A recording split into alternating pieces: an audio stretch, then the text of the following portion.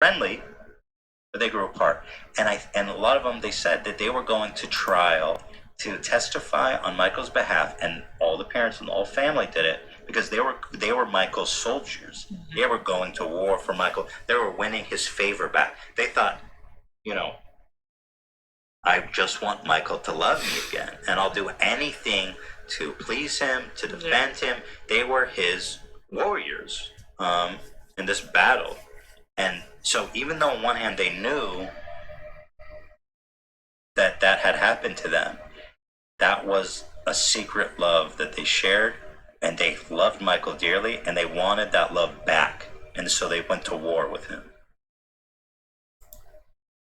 Again, this is all corroborated. It's very compelling. It's a fascinating look at child abuse and grooming, and it's so compelling. I have other things I want to talk about here. Now, that's a little bit of an overview of the documentary. Now, here's something interesting that happened yesterday. Corey Feldman, who was one of Michael Jackson's staunch worthy supporters, who himself was just staunch. Staunch, thank you, Dan. Because he himself was a victim of child abuse, and so a lot of his fans and supporters have been looking to Corey Feldman as evidence that Michael Jackson did nothing. Well, yesterday night, after Corey watched the documentary, surprise, surprise, Corey Feldman came out and did an interview and said he can no longer defend Michael Jackson after horrendous abuse allegations. Corey Feldman is dramatically pulling back his support for embattled friend Michael Jackson in light of the horrendous child sexual abuse allegations. He said after watching and processing Leaving Neverland, he said he could no longer support him. So, again, people keep making a kind of a meme out of like, oh, you watched the documentary, you think you know everything. Okay, so let's go down the line. Corey Feldman, best friend, Michael Jackson, victim of abuse. He watched the documentary. He found something compelling in it. Also, the fact that that didn't happen with Corey Feldman doesn't mean that Michael didn't abuse. Right. Right, that's the big one. Him and Macaulay Culkin have both always said nothing happened between them, which, fair enough. You know, he probably didn't do it to everybody. So again, Michael Jackson was a very cunning predator. And as many child predators are, they're very selective about who they choose. Michael Jackson, as shown throughout the documentary, was very particular. He found weak families. He found families with weak bonds, who were easily manipulated, parents who wanted the limelight, who wanted the money, who wanted to be associated with someone like Michael Jackson. And he would prey on these families and use them against each other. I mean, it's not every mom who will leave their child with Michael Jackson alone for 30 days. I mean, that guy, Wade Robson, he was in Australia, and Michael would call them to their house every day, and he would talk to the mom, too, for long times. Mm-hmm. And eventually, he got her to move here with Wade and the sister. And basically, this whole family broke up over this whole thing. Absolutely destroyed the family. The dad was left back. They all abandoned him, and he later committed suicide, which was, I mean, the story of the dad was absolutely tragic. The guy was totally blameless, I mean. And they left a brother there in Australia, too. Yeah. And so, actually, now later on, you see that this family is so fractured. Mm-hmm. Today, the child says that he has no feelings for his mom, that he can't forgive her for what she did. He's trying, but... You see the pain in this family is 100% real. And it is broken. The dad is dead. You see the whole family in the documentary. They all give their perspective. Oh yeah, Michael called us every night for 2 hours. Michael was sending us faxes every day. Here's the fax. The siblings knew that he was calling. They would talk to him too. So it's all there. He had a little sister who would go there to Neverland, who moved to California with them. Guess who he didn't have sleeping in his room every night? The little girl. Never little. The whole family knew that it was about Wade, just the boy, which was interesting. Yes, he was obsessed with Wade. Mm-hmm.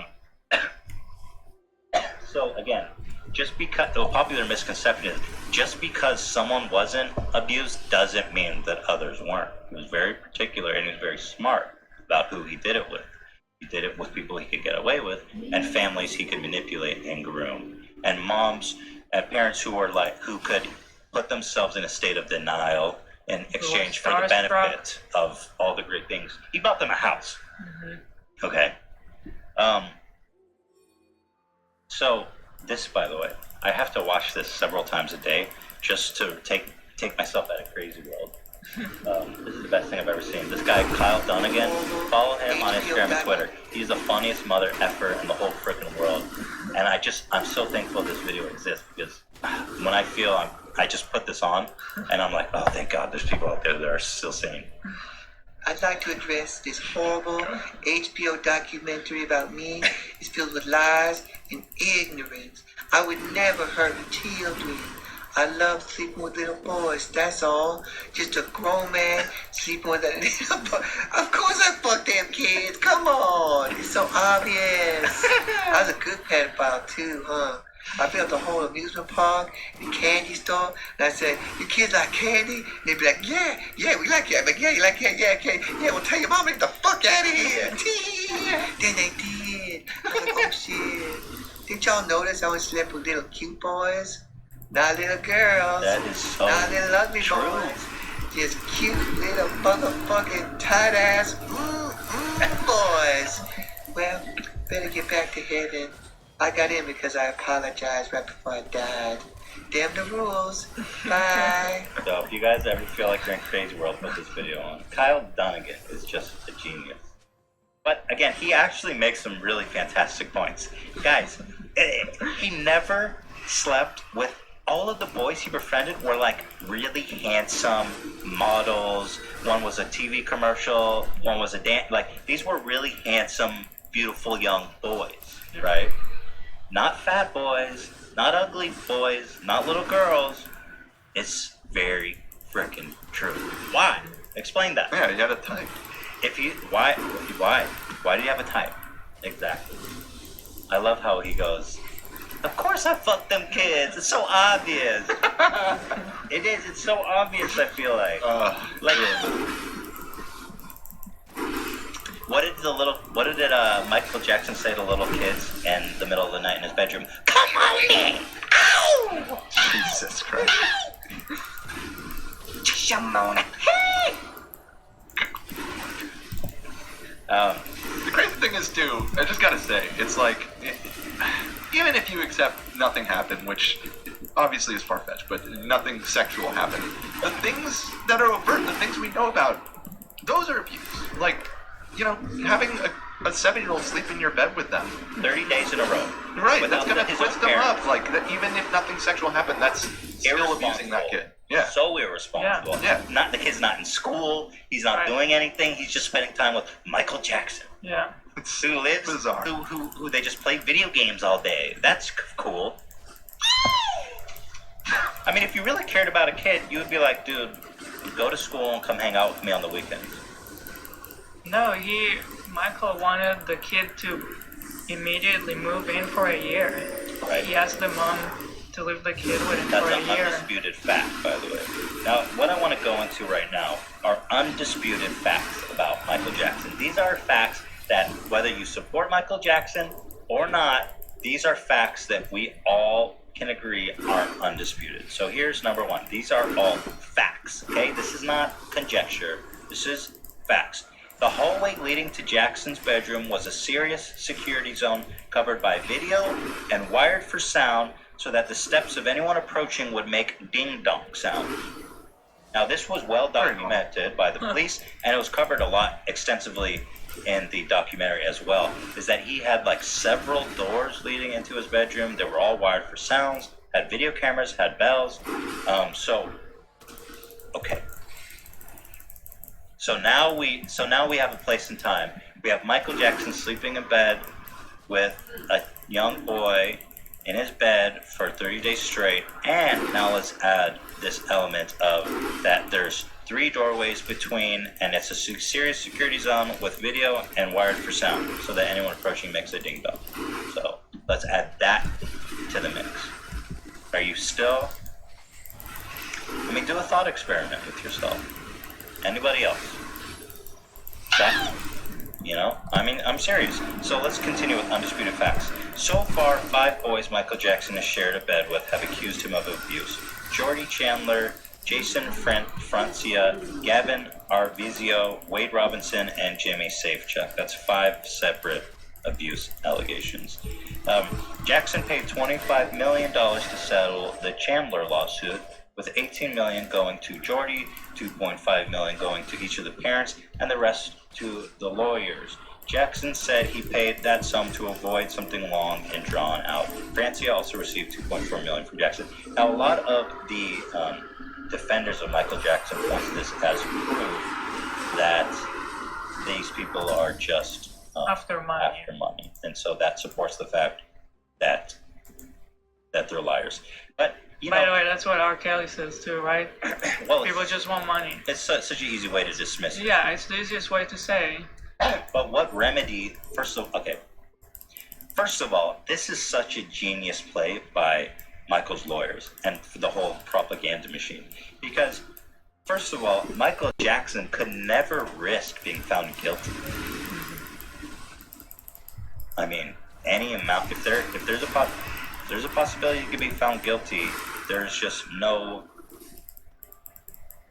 no chance. So paying them off, first of all, removes that risk, and it gives them the ability to just characterize anybody as only in for the money. So in one fell swoop, they are able to discredit the plaintiffs as money hungry, and 2, protecting his reputation by saying, oh, well, we were never found guilty, we settled out of court because we just wanted them to go away.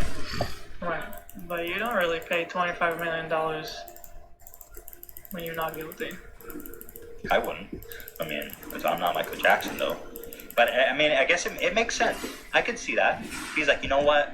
And I read that he was on tour at the time, and his tours are worth like hundreds of millions of dollars. So they were, it's like he didn't want to deal with it. He didn't want to jeopardize his tour. Make it go away. And this, you're talking about the '93 case, right? Yeah. That was the original lawsuit. The first one. But the one that was settled for $25 Right. million. You know, what's an interesting detail about it? Do you know who his lawyer was in that case? No. Cochran, right? Johnny Cochran. Yeah, Who's that? the guy who represented the other O.J. Simpson. man who was acquitted of crimes. Wow. Do we all agree that O.J. Simpson is guilty? I love how everyone points to the justice system as the end-all be-all. That, yeah.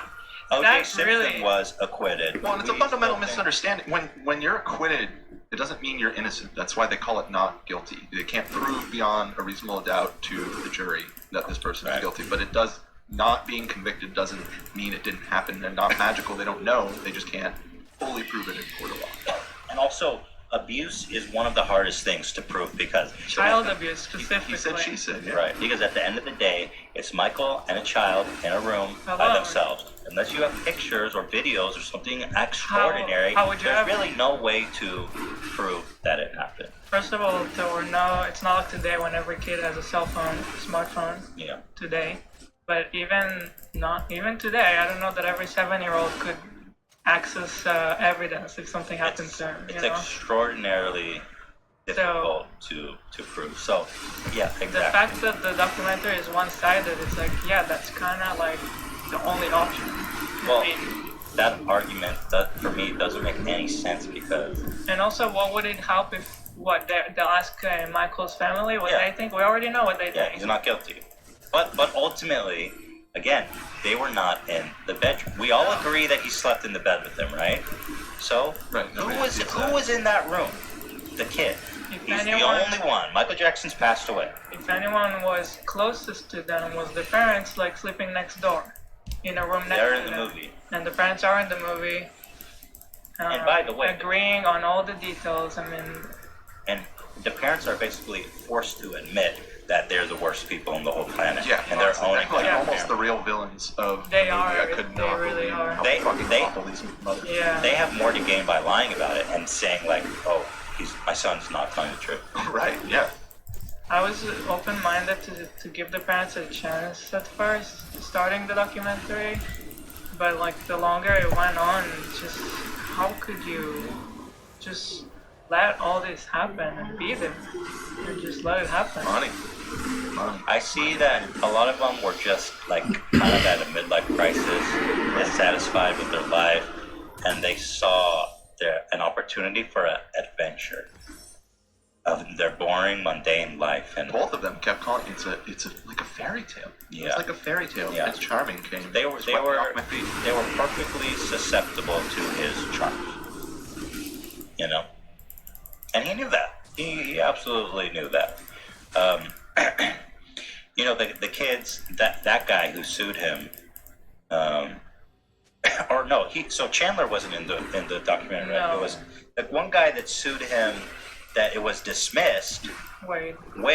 So Oprah asked him, well, why did you sue him? You know, well, how isn't that proof that it's about money? And he says, well, it's the only way I could get them to listen to me. I felt like there was this great injustice. I wasn't thinking about money. I wanted to put it in front of a court, and I wanted people to have to listen to me and to what happened to me and what I have to say. Also, using the same platform that he used before to defend myself. So powerful. This guy went on trial twice defending Michael when he was brainwashed, and he didn't understand the whole picture. He didn't understand he's been abused, and he was just super fan of Michael, and he couldn't imagine Michael going to prison. He was like, I gotta save him. I mean, you gotta hear him explain it. Obviously, I'm not doing it justice, but No, you're doing good. to him, once he had this breakdown and understanding of what happened to him, and he wanted to correct the record, it kind of makes sense that he would want to do it again in front of court and have the word hear it too, so that he's not. He doesn't have to live with that guilt, Yeah. shame. He wants to redo it. That point was struck a chord in me because it makes so much sense. I want to get back on the stand and tell the truth this time. I just keep seeing people always saying it just seems so you know, like they can't trust him because he changed his story. Basically, they just can't find him trustworthy. But it's just, you gotta understand child abuse. Well, that's why to those people I always say you should watch the documentary, because that's pretty much the main thrust of it, is explaining how that's possible. Yeah. And if it was just one person, you know, I'd maybe be a little bit more sympathetic to that attitude that, you know, maybe they're just trying, this is a scam or whatever. But I mean, these allegations have been around forever. Yes, he was never put in jail for it, but eventually, you know, when I think it's 5 people have come out saying that this happened to them. I think there's 5 in total. Yeah. You know, when there's that much smoke, there's usually fire. Especially when there's tons of footage of the guy being a creep with children. Like, Well, watch. the volume doesn't even matter. You just I mean, come on, we're looking at, just use your brain. But also with the way the response they're getting from the whole world, Discourage. it's really discouraging other people to come out. How? So that's why I kind of entered the fray to begin with, is because I had made a tweet saying that, you know, Michael Jackson is a child predator, and I didn't see anyone voicing support for these victims that I saw as dudes whose life and family was torn apart by this heinous crime and now hated by the world. And I was expecting to see more support for them, and I felt so awful. I felt like I wanted to voice public support for the film and for these guys, and that's why I entered the fray on social media. Now, also there's another misconception. The guy who sued Michael Jackson, the case was thrown out. People show that as evidence that Michael Jackson is innocent. The truth is that the case was thrown out not on its merits, but on the statute of limitation. It was a technicality. The court said, Michael Jackson passed on. We can't hold his estate, his business, liable for this crime. And so they threw it out on technicality, making no judgment of the merits of his claims. Okay. Because it's like if you're saying child abuse happened at a school, you're gonna sue the school, right? Or like, Yes, it doesn't work like that. He's not part of it. The company is not. Yeah. It's like Walt Disney abused me, so I'm suing Disney. Yeah. Well, it's a different, you know, whatever. And the first trial,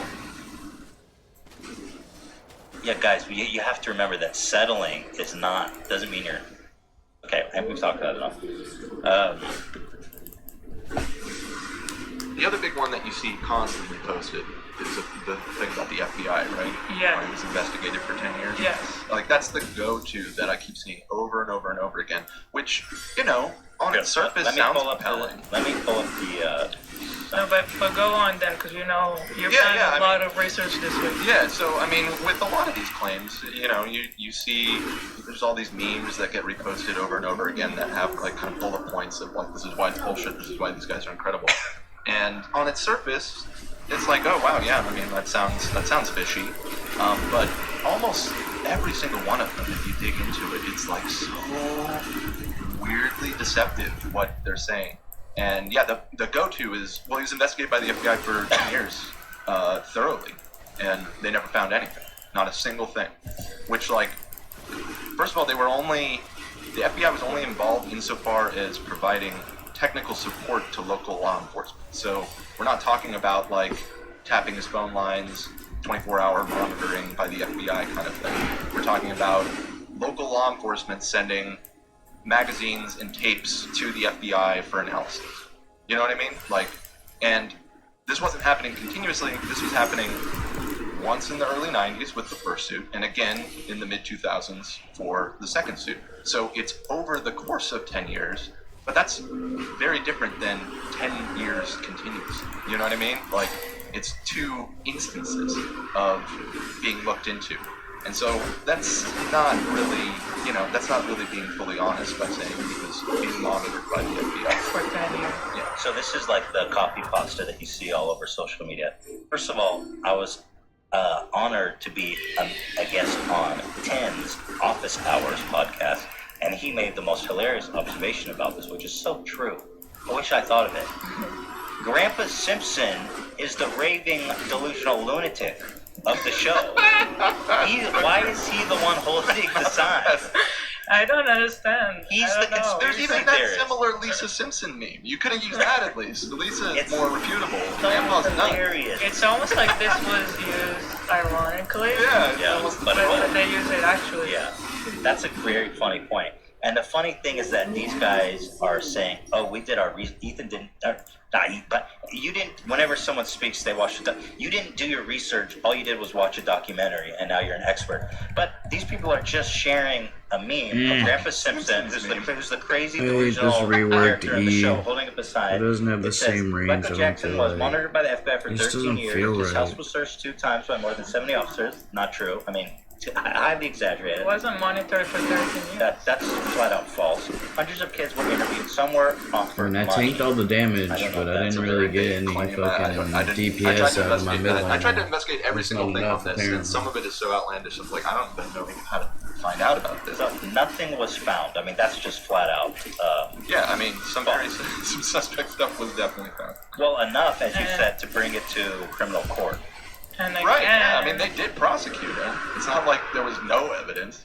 again, it's not like the justice system is perfect. Like, why not we all? Yeah, exactly. Oh, and it's not Just- meant Are we to all be. trusting- We don't convict. We convict people when it's beyond a reasonable doubt. Okay, so it's entirely possible that you can be guilty, but you can't convince a jury beyond a reasonable doubt. And so Especially that's how when it the works. person is a super loved hero for everyone, even the Yeah, how do you jury. even find a jury that doesn't know Yeah. Jackson? And all of his alleged victims are testifying in his favor. Yes. Okay? So nothing was found, that's false. He was tried for 4 months and found not guilty. That's true, but it doesn't mean he's innocent. He was found exactly not. Couldn't even get him on a misdemeanor. Well, he wasn't tried for a misdemeanor, you idiots. You don't even know how the law works. Like, that's such a weird point. It's not like, oh, he's not guilty of abuse. Let's try him for petty theft. Let's get him for jaywalking. Yeah. The reason why we defend him is not because we are fans. Okay, Sure. We are fans because we have studied the deposition, testimonies, and court documents instead of tabloid headlines. I'm sure that everybody sharing this Grandpa Simpson meme has studied the testimonies, depositions, and court documents. First accuser was caught on tape saying he wants money. That was the dad, actually, right?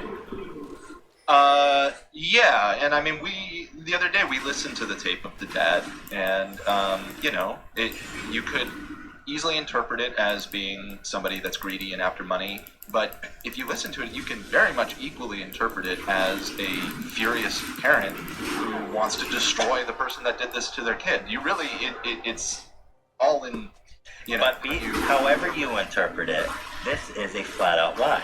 First accuser was caught on tape saying he wants money. False. It was his father, not the accuser. Right.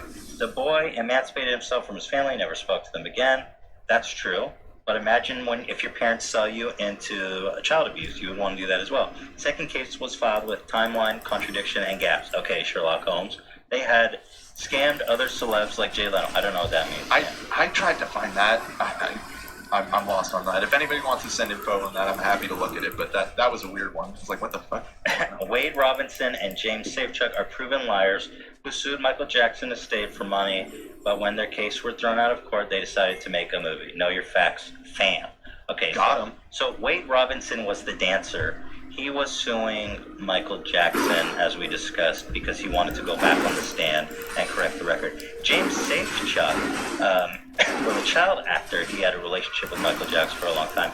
As far as I could tell, never sued Jackson, never sought money, never sought any monetary damages or compensation. In fact, he burned hundreds of thousands of dollars of Michael Jackson memorabilia that was given to him and his family.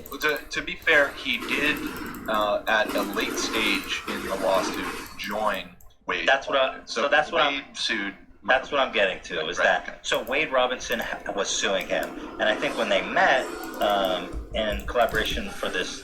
What happened is that James was living still in denial, not knowing what happened, but he was going through a mental breakdown. Mhm.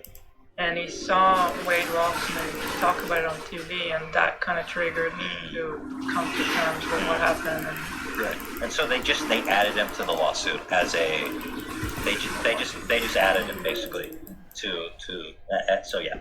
So they say their cases were thrown out. It wasn't thrown out on the merits again. It was a technicality, past the statute of limitation, and they were not compensated by HBO in any way, shape, or form To be in the documentary. to be in the documentary. So know your facts, fam. And again, please recall when you see this on social media that Grandpa Simpson, the raving lunatic, delusional conspiracy theory, who's lost his marbles, is the one holding the sign. I don't understand this whole movement of like, oh, you just gonna believe a documentary. It's like, sorry, but What's wrong with I documentary? really trust HBO. I love it, everything they make. Well, HBO is They- extremely credible. They have to go through so many lawyers, Absolutely. so many approvals. Oh my God. They're putting the whole company on the line. You know, they say, I always To hear put it people out. saying it's unvetted, unproven. Yeah, right. If HBO anything, would not this meme is unvetted Yeah, and this- unproven. I don't know who created it and what they know. HBO But- has a But huge also legal it's team. They have like- huge hoops, hurdles to jump through to get Look, cleared. I can look into stuff, and I did, and nothing changed my mind. But I'm also not gonna pretend to be a person qualified to look at FBI reports and like analyze the lawyer stuff. Like, sorry, I'm just not qualified. Well- when I go to see a doctor and he tells me something, I trust him. I believe what he's saying. You're only He's hearing one studied side, it. Ela, from that doctor. Well, and what's wrong with a documentary? I mean, a documentary is a source of information as much as a book, a movie, a magazine. I mean, it's a collection of knowledge. It's anecdotes, it's stories. A documentary is a movie made for the purpose of spreading knowledge. And this one happens to be a good one. It's the first-hand account You can of watch. people that were in the room with them. Sometimes there are bad documentaries, and you Sure. can tell. Yeah. And I have some intuition that I can trust. And HBO is not a network that puts out tabloids. Let's put you it that just way. don't understand this. It's like a movement now where Anti-fact. you just believe what people tell you. It's like, Or well, no, it's a movement of like, oh, that's cute. You actually believe that? yeah, I don't know.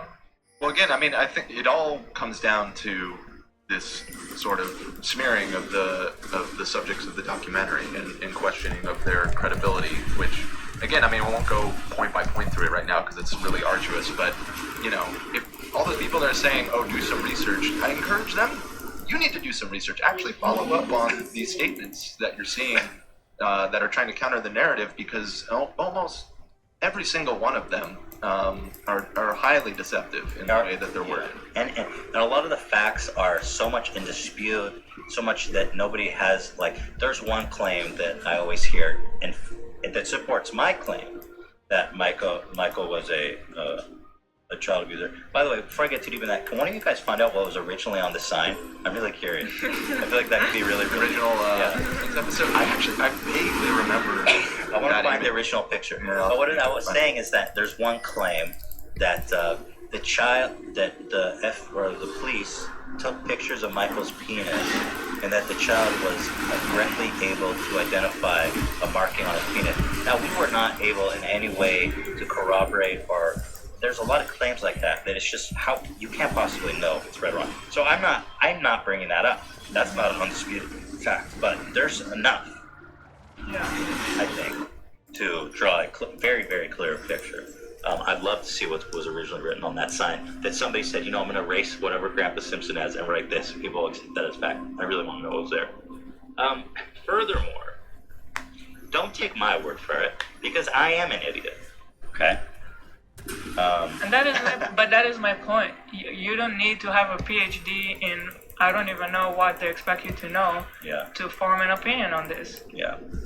That's, how would you go on with your life? You can't do anything then if you have to question everything. Well, I always find it so rich when people, I built my whole career on sharing my opinion.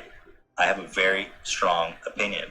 And when people agree, they get very excited and they laugh and they love it and they feel like they're on the same team. But when they disagree, all of a sudden it's Ethan stick to comedy. Ethan is always wrong. His opinions. It's like, dude, Ethan needs to stop sharing his opinion and stick to comedy. It's like, I built my whole career on sharing my opinion. Yeah. This is what I do. This is what I do.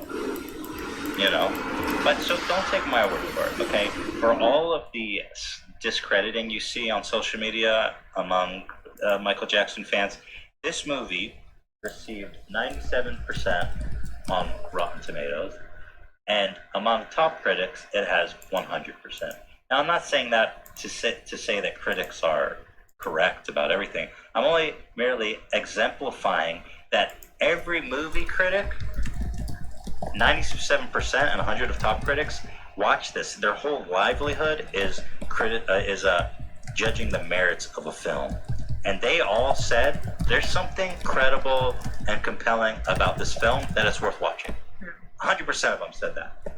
So these are people who this whole livelihood is judging films, and they are in unanimous decision that there's something compelling, worth watching in these documentaries. And Louis Theroux recently, again, thank God, sometimes I feel like I'm living in crazy world here. Louis Theroux, one of the most brilliant, prolific, incredible documentarians of all time. Love everything. He's truly one of my. Now, you can say I'm stupid and I don't do research and that I'm fit to watch a documentary over all that. Try saying that to Louis Theroux. If you can't see the other things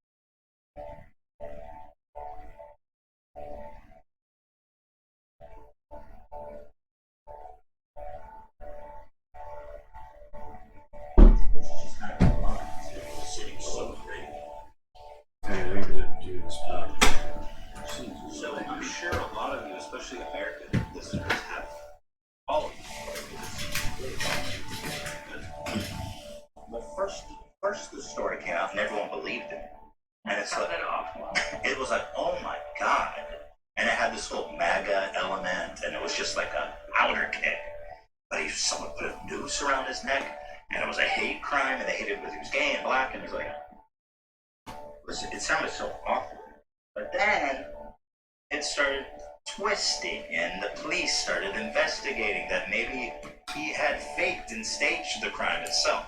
So from the beginning, the media story was so compelling, it was so outrageous.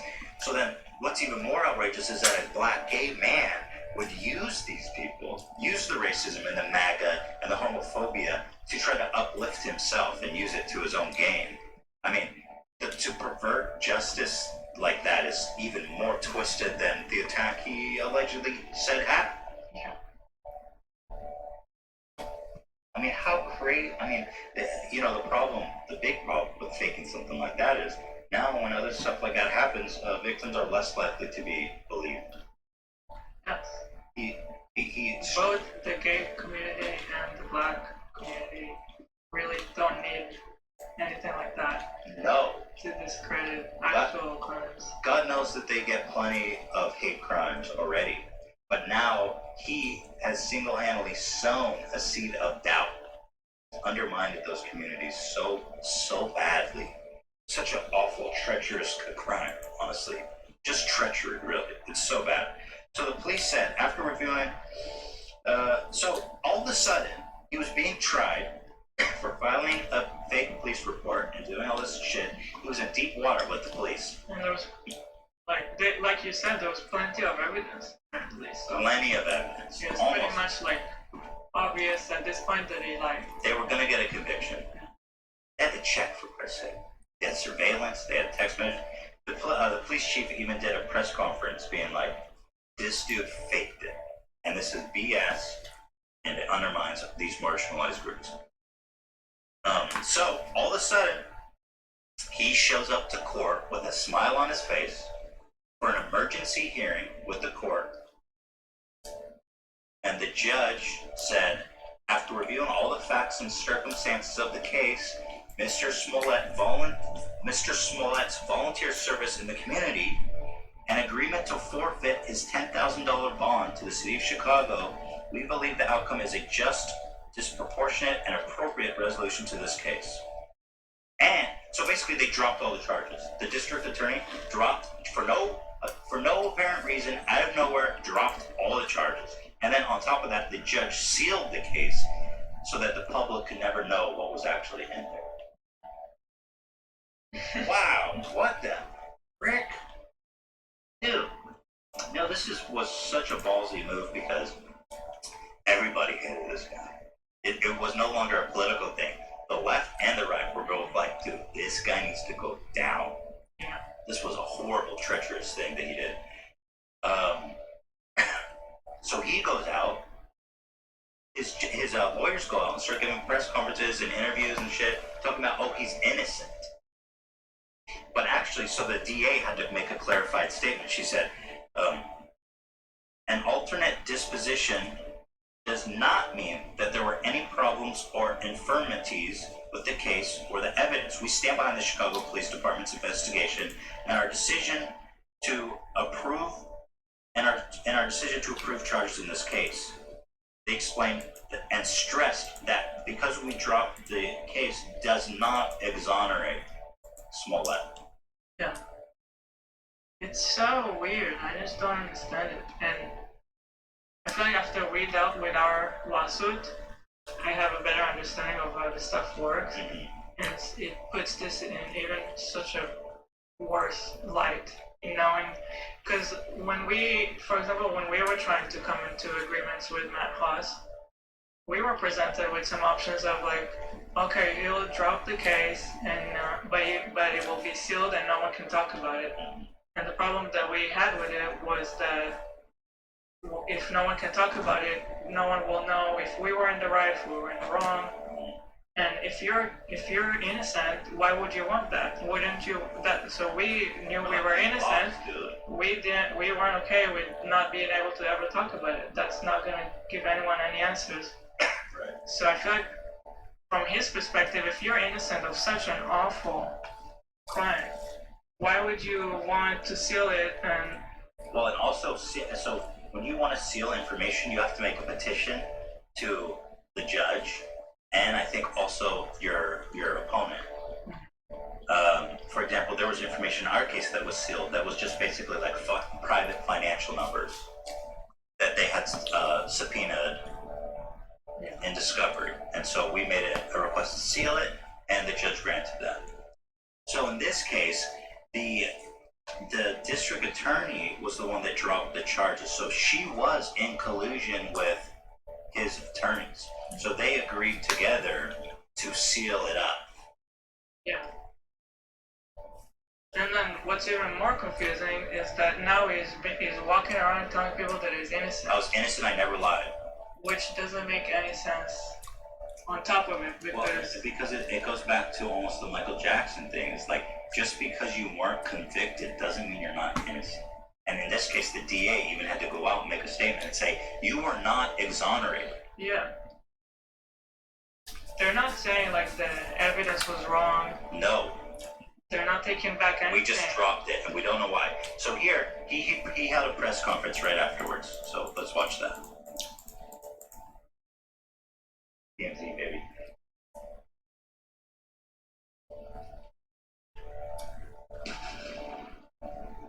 Hey everybody, Hey, everybody. I just made a couple notes. First of all, I want to thank my family, my friends, the incredible people of Chicago, and all over the country and the world who have prayed for me, who have supported me, who've shown me so much love. No one will ever know how much that has meant to me, and I will forever be grateful. I want you to know that not for a moment was it in vain. I've been truthful and consistent on every single level since day one. I would not be my mother's son if I was capable of one drop of what I would be accused of. This has been an incredibly difficult time. Not my mama's son. The worst of my entire life. But I'm a man of faith, and I'm a man that has knowledge of my history, and I would not bring my family, our lives, or the movement through a fire like this. I just wouldn't. So I want to thank my legal counsel from the bottom of my heart. And I would also like to thank the state of Illinois for attempting to do what's right. Now, I'd like nothing more than to just get back to work and move on with my life. But make no mistakes, I will always continue to fight for the justice, equality, and betterment of marginalized people everywhere. So again, thank you for all the support. Thank you for faith. Thank you to God. Bless y'all. Thank you very much. So, Do you have any words for the LGBTQ community and the folks who That I am you, that I stand with you forever. have supported you throughout all of this? I love them. I love them. I'm one of them, so I love them. And you've been getting a lot of congratulations today from folks on this day. Yeah. How about your cast members? They're wonderful. They're my family. so there you have it. They've been singing you praise They've been wonderful. They've talked about me. He's saying I'm innocent, even though that, you know. Dude, that guy is not. If that guy acts again, I'm the Pope. Pulling your hand away. Yeah, I'm pulling my hand right away from that. It's such a disconnect. Like Yeah. everything that he just said, it's like Well, it's just so frustrating because we're all so invested in this miscarriage of justice. And then all of a sudden he shows up, charges are dropped, sealed, and he walks out and he's talking about, oh, I'm innocent, I never lied. Then, right afterwards, the police chief and the mayor of Chicago hold a joint press conference and listen to this. I mean, this is just explode. Like, So listen listen, to these guys. This is the police chief. I'm sure we all know what occurred this morning. My personal opinion is that we all know where I stand on this. Do I think justice was served? No. What do I think justice is? I think this city is still owed an apology. And let me digress for a moment. When I came on this job, I've been a cop now for about 31 years. When I came on this job, I came on with my honor, my integrity, and my reputation. If someone accused me of doing anything that would circumvent that, OSHA Education Center is the #1 trusted source for OSHA training online. Get your official Department of Labor card from a provider you can trust. Visit OSHAEducationCenter.com to start your online training today. This is our home. We've never seen it look quite like this. But there's no mistaking it. And it's our job to protect it, because the best people to fight for our communities Are those within them? If you've just bought a Volkswagen or were thinking of buying sometime soon, we're here to help with the community-driven promise.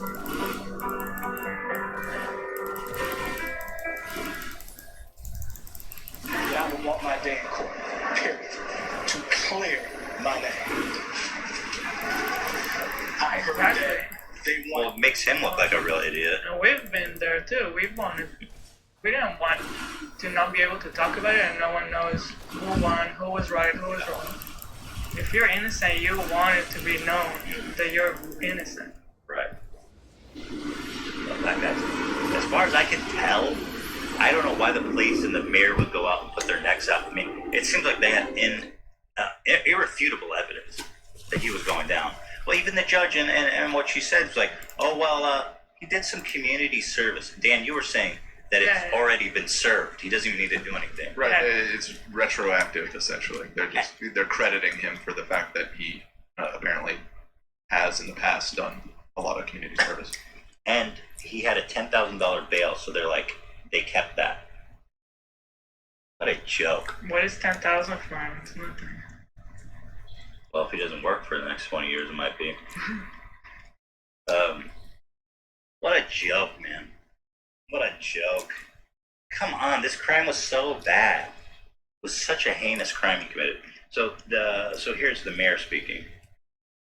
One thing is not only do I support the hard work of our police officers, the defective units, but I'd like to remind everybody, a grand jury indicted this individual based on only a piece of the evidence that the police had collected in that period of time. So grand jury actually brought the charges.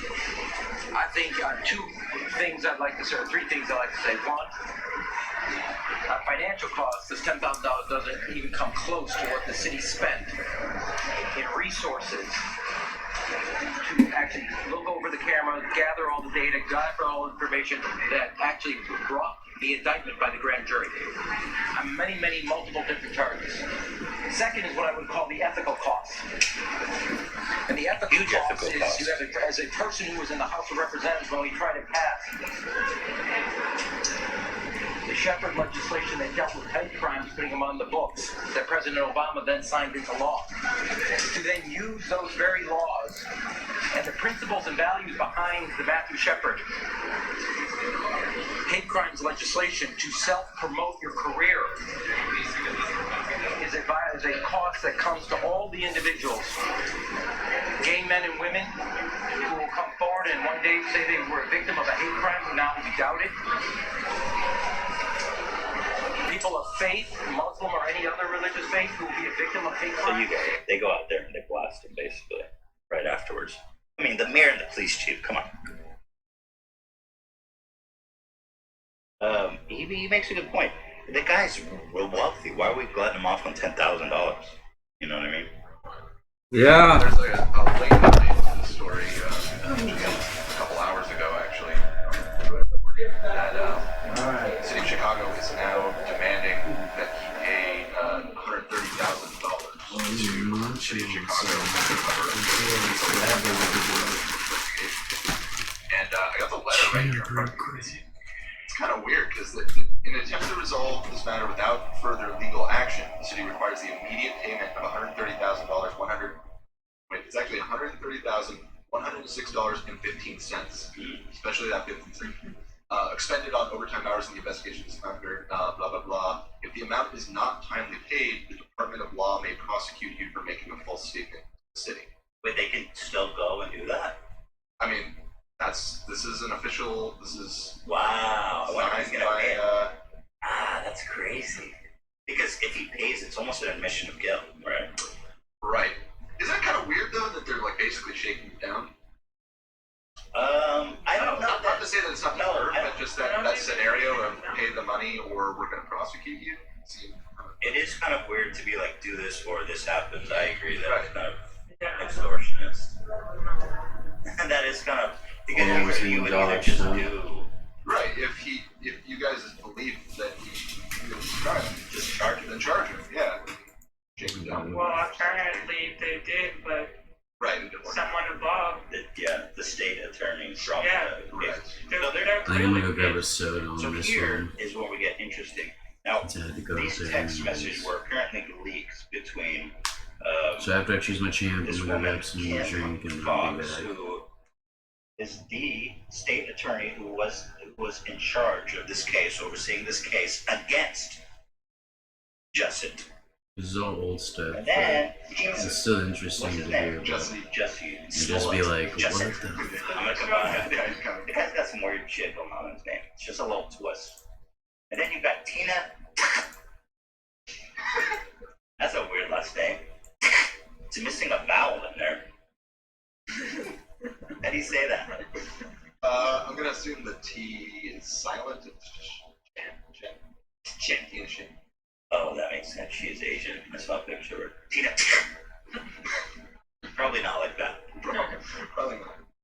So, Tina is an influential politician. Chief of staff to Michelle Obama, Okay. right? Yes. And by the way, the mayor also was chief of staff for Obama, so I think it's important. I don't think it's an Obama conspiracy. I think this lady. There's Obamas on both sides. There is a conspiracy out there. I haven't looked into it. Apparently Michelle Obama was friends with Jussit. Oh, she was directly? Again, don't quote me on that. I might be wrong. Okay. No, Yeah, maybe it was you're someone surprised of that I'm probably wrong. But either way, let's just say these are the facts. Tina is texting Kim, who's in charge of prosecuting Jussit. Now, Dan, how confirmed are these? How confirmed are these text messages? They showed up on TMZ. Yeah, they showed up on TMZ, which of course was a little skeptical at first, but it has since been re-reported in the Chicago Tribune. Like it seems to be verified. It's Okay. been widely disseminated. And as trashy as TMZ is, their reporting is usually pretty accurate. Yeah, it's kind of hate TMZ, but they don't lie usually. So here, how the F did they get these text messages, by the way?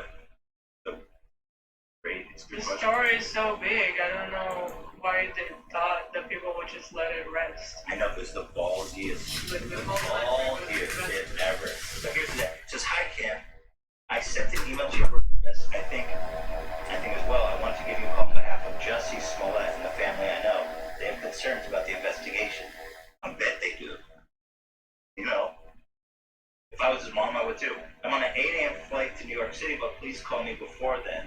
I land about 10:15 Chicago time. My cell phone is many thanks. She says it like she owes her. You know what I mean? Like she says it like, call me before then. Please call me before then. She says it like she's her boss or something. You know what I mean? There's an air of dominance there. Kim responds, spoke to the superintendent Johnson. I convinced him to reach out to the FBI to ask that they take over the investigation. He's reaching out now, and will get back to me shortly. Sent for my iPhone. Thank you. I think blank is going to call you. Oh, they redacted. I think blank is going to call you. By the way, the Superintendent Johnson reference there is the gentleman, the police officer in that video. Oh, You got me watched? Yeah. So then she responds, thank you. Oh my God, this would be a huge victory. I make no guarantees, but I'm trying. I understand. I appreciate the effort. Hey, hope all is well. I wanted to check in with you about what's happening here when you have a moment. Okay, are you available to chat now? Yes. Okay, calling now. So clearly, the person who is in charge of prosecuting Jussie Yes, some sympathies. is in her own words, let's see. I make no guarantees, but I'm trying in response to this being trying to undermine her own case. I mean, that is so shady. Hello, why are we trying to exonerate, why are we trying to let go this guy who committed the most heinous crime? So awful. But then this takes a hilarious twist. Really, you're gonna love this.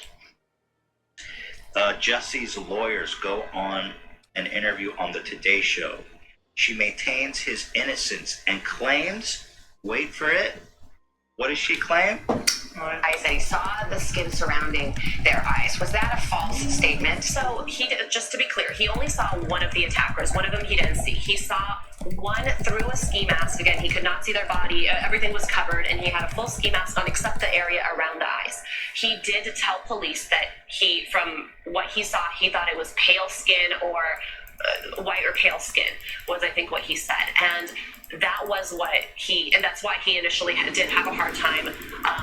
Why did he say that? He could have said, I don't know.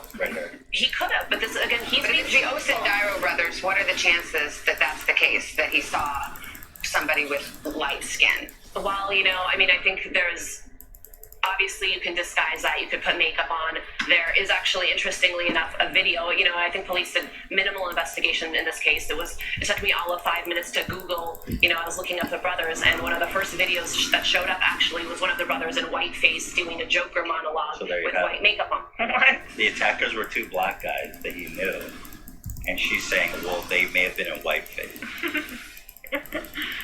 What? So that's how they're defending him now. And interestingly, there was actually now rumored to be a third attacker. This is the picture they wrote the joke. Well, that's the attacker in whiteface. Yeah, that's that they're talking about. Yeah, but because that doesn't. And interestingly, white. There was rumored to be a third attacker.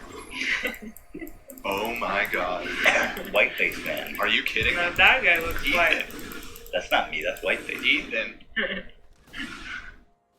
She's seriously saying that the guy. So let me pull this up now. She found this photo of him on social media and said, "Oh, well, dude, he's in whiteface." That if you saw His that eyes are- up close. Oh yeah, it'd be so not. Yeah. Clearly white. I mean, this story reeks, man. It's so corrupt. It's fair. I've almost never in my life in America experienced corruption like on That's bad, man. under this spotlight, under this level of scrutiny, and just shown up. He had a smile on his face when we went to court. I am good. Thank you everyone for believing me. I'm innocent.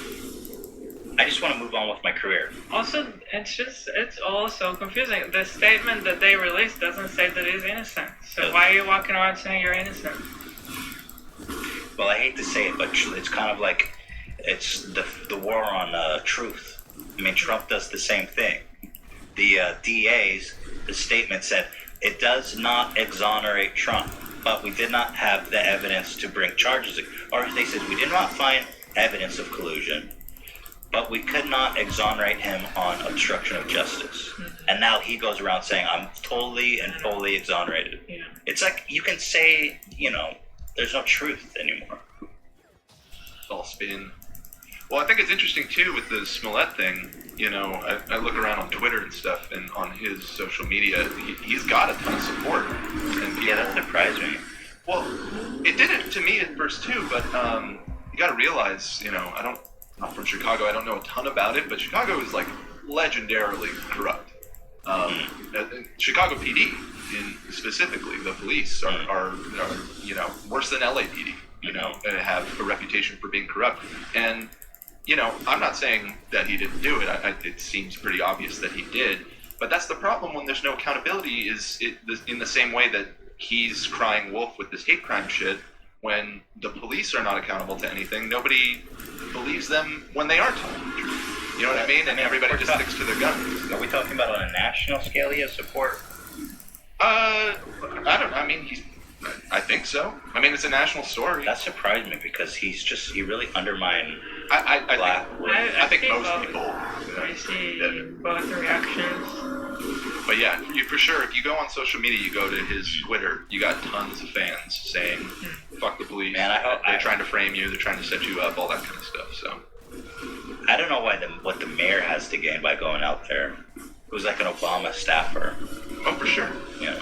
No, again, I think he did it. Well, again, even the DA that dropped the charges says, I want to make clear it does not exonerate him. Well, she basically says he's guilty. She says, in exchange for his community service and his $10,000, if he wasn't guilty, why would they keep his $10,000?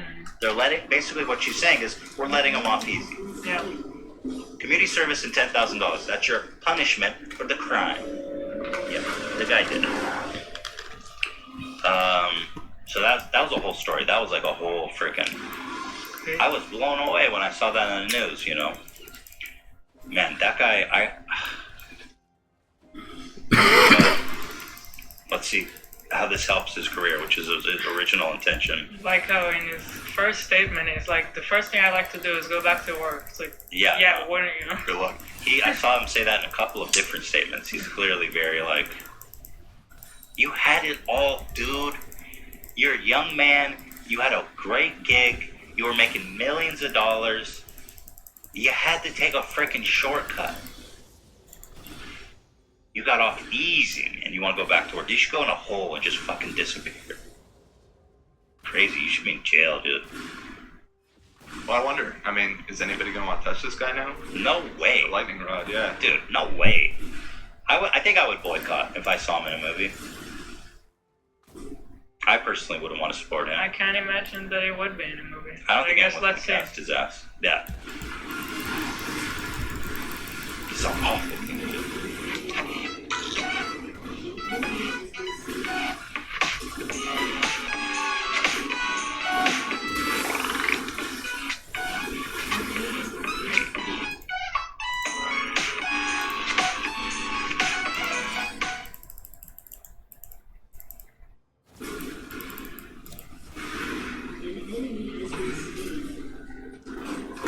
I've never seen the likes of which a drama has totally destroyed and burned a man alive. 103,000 lost in one day.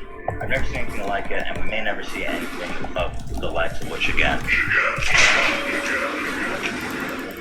James Charles is in a career crisis right now, and the controversy surrounding him shows no signs of slowing down. There's so much going on with James Charles right now that I do not support, that I do not agree with. James Charles, biggest oopsie of 2019. This is like nothing we've ever seen before. Since Friday, James Charles, easily one of the largest creators on this or many other platforms. He has lost almost, by the time this video goes up, may have lost more than 3 million subscribers. The makeup on my daughter's in love with, she watches his makeup on YouTube, and now he's been canceled. I've never seen anything like it, and we may never see anything of the likes of which again.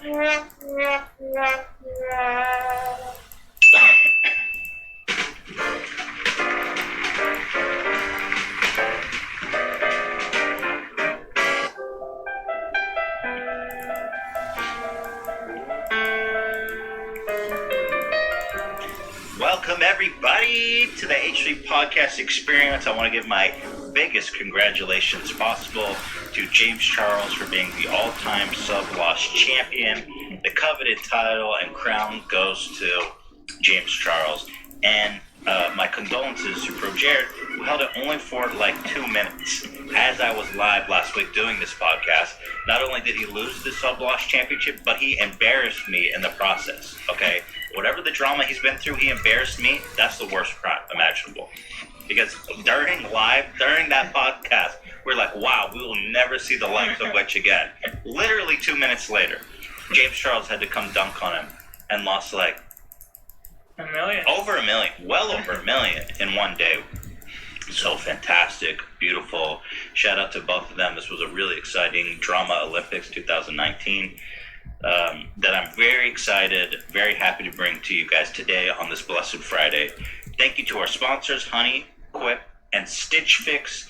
And now let us get into the headline story here, James Charles. Boy, I've been following this one closer than I should. And I've spent so much time on this that it's embarrassing, and frankly, I wish I could get the time back. But that's not how time works, sadly. Time is finite, and we as humans can only spend it, one time. There's no refund on time. One time at a time? One time at a time, baby. So, but I've made a purchase with my time, and I bring to you the explanation of James Charles. Because when I first found it, most of these dramas, there's a clear cause. There's a clear cause and reason, and it's easy to understand. Logan Paul, suicide forest. He went into a suicide forest and took pictures with a corpse. Okay, yeah, that's awful, Pro Jared, cheated on his wife, sent dick pics to underage girls. That guy sucks. James Charles was weird because the reaction was so strong The reaction was insane. It was so severe, but it was so hard to understand what he did. And so myself and a lot of other people were just like, what the hell is going on here? What am I missing? Right. So I want to break it down. I want to explain it. I want to tell you what's going on. Now, the first thing I want to tell you guys is, what is tea and why has it spilled? I love that. Now, there's a expression in the beauty community. They call drama spilling tea. Which is so much better than drama, or exposing, or all the other words. Spilling tea, you like Yeah, it? I like it. Eva's in it. She's in it. She's a drama queen, baby. Spilling that tea. I guess because it's like you're sitting there with a teacup and it's like, oop, I spilled my tea, bitch. I'm gonna kill you. Because another thing I learned is that I thought the commentary community was bad. These drama communities is cutthroat. These bitches kill. These bitches they slay. I mean, they are crazy. These girls are crazy. I actually think, dude, when girls fight, it's like nuclear, bro. That's true. You don't want to mess with us. Yeah. Like this true. Commentary is like the guys' version. Yeah. And dudes tussle, but girls fucking kill. They are scary. And James Charles, he calls his community sisters. Hi, sister. Dude, we don't have a soundbite of that, do we? Sisters. Oh, good job. Yeah. Hi, sisters. Hi, sister. Hi, sisters. So here we go. Tati, by the way, since this has begun, Tati is the so-called mentor of James Charles, who was the one that exposed, who spilled the tea initially. She is his self-proclaimed mentor and also mother. He says he's a son to me. She kept saying throughout her initial video, by sister. She's 37 years old. James Charles is 19. So there is kind of a maternal relationship there, what makes it all the more brutal when she decided to fucking bury him and tap dance on his grave. She decided to compost his body, dude. I wonder if all that makeup's biodegradable because she buried that mother effer. She gained 4 million subscribers since 7 days ago when this started. Wow. And James has lost 3 million. She went from like 5, actually, I think it must be more than 4, because she went from like 5 million subs to over 10 now. So she took the 3 with some change. Oh yeah. She picked up a couple on the way with interest. Yeah. James has tumbled severely. So what the hell happened? Okay. So Tati, she sells vitamins. She developed some vitamin for like skin and hair and nails. And James is a good friend of hers. And so James goes on his Instagram and he promotes one of her competitors. Sugar Bear. I also want to give a quick shout out to Sugar Bear Hair. I met their try to team. lay this out chronologically. It starts with this video. This is what pissed her off. This channel is called, just for the record, Tea Spill. Legend. There's like a whole drama community, and they all have tea in the title. Tea Spill. How much better is this than Drama Alert? Like as a name, the concept. Yeah, it's more clever. They've thought about it a little more. But when I think of like tea time or spill the tea, I just think of this Kermit the Frog meme. You know? Which I love, by the way. It's like this. This is spilling the tea. So good. So anyway. Hi, sisters. Hi, sisters. So she develops vitamins. She sells them. And so he worked with a competitor. Here's the video that started it all. The powder keg. Okay, can you not get me claimed here, please? Yeah, the tea. It's like, okay, the tea. Vitamins. You guys probably. You know, it's something interesting. I noticed that all these tea channels use the Yoshi theme song. And one, I don't know how they don't all get claimed. And two, How the hell did they all end up using the Yoshi I theme met their song? team weekend So I bet you none of them even play. helping my friends out with sister security because it was crazy. Nintendo's about to spill the tea on all this community. They claim all this shit. But they just came out with brand new vegan Okay, actually, we should listen. I'm fucking. It's not that interesting. You can just play it from here. Ela. friends out with sister security because it was crazy. You guys They helped him out with know about security. their iconic hair vitamins, but they just came out with brand new vegan sleep vitamins. And first of all, taste so bomb, but most importantly, I've been dealing with a lot of anxiety recently, and it always comes late at night when I'm laying in bed thinking, which is not fun or fresh. So I've been taking these 30 minutes before bed, and they've been really, really helping. So if you guys want to check them out, you can swipe up. Okay, so he basically promoted their sleeping vitamins.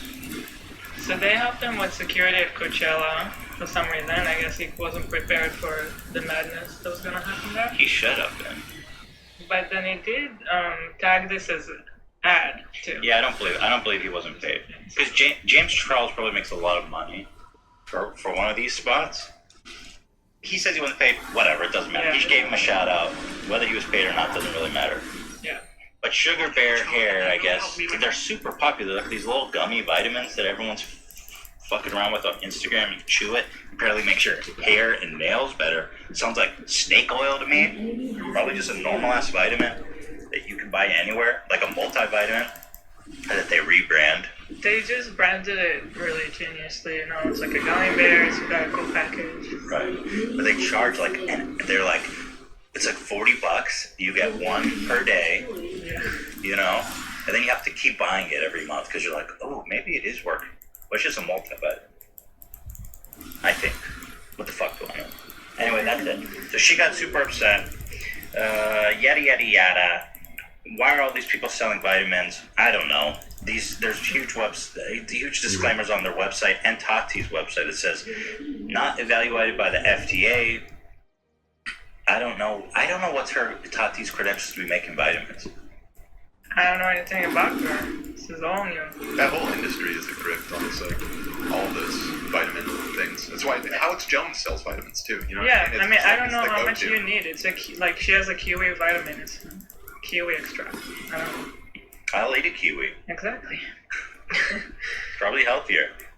So much here. I don't really see what's the big deal, even of selling the competitor. I mean, like, there's enough room and there's enough space in the world for everybody. I mean, That was my initial feeling. that big of a deal. So Well, here, I'm getting ahead of myself. Yeah. I don't know. Why don't I have a link to her video for her crying on It Instagram? was in that video that I called. Oh, tea time, good. They did research I it. also want to give a quick shout out to Sugar Bear Hair. I met their team weekend one. Show how she reacted My friends out with their sister security because So right afterwards, you she posts this video on Instagram. I feel really lost, and I feel in my community especially, like I feel really lonely. And through this whole journey of YouTube, I feel like I have been someone who's been super supportive to my friends, and it's been really crap to feel like, not that you should do things to get support, but like, you know, let's just support one another. That's how it should be. And, you know, I just am having one of those days where it's like smacked in my face of what's what, and having to take a look at things and realize what they are and not wanting to realize what they are. When you do so much for people in your life and they not only don't return the favor, but they just don't even see you. Like, I'm just so upset.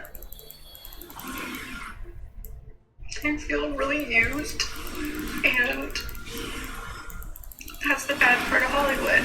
Welcome to show business. Everybody says what they need to say and uses who they need to use to get ahead, and I have had enough. Okay, so here she's talking. This is in response to James promoting the gummy bear vitamin. It seems like, I mean, I don't know, I'm not in it, but it seems like a lot to, again, there's enough space in the whole world for, also he promoted their sleeping vitamin, he didn't promote their hair vitamin. Right. So But she doesn't sell it. Her beauty product is called Halo Beauty. But the thing is that to make a video of you crying like that is... What? What's up with this book? There's something weird going on. There's something going on here. But okay, this is her website. She makes these supplements. One is a hair, skin, and nail booster, and the other was a kiwi skin booster. So it's $30 and $40. It's a month's supply. You keep buying them. Right down here it says, these statements have not been evaluated by the Food and Drug Administration. Our product is not intended to diagnose, treat, or cure, or prevent any disease. The nutritional information expressed by Halo Beauty is not intended as a substitute for medical advice if you are pregnant. And what the hell? But I don't know if this is like a normal thing that you'll find in anything. Well, yeah, any snake oil. I think most multivitamins aren't evaluated. Like, I think this is pretty standard. Like, if you go into GNC, like, all the shit they sell in there is going to have the same warning label. Well, regardless, it's just a vitamin. Yeah. Yep.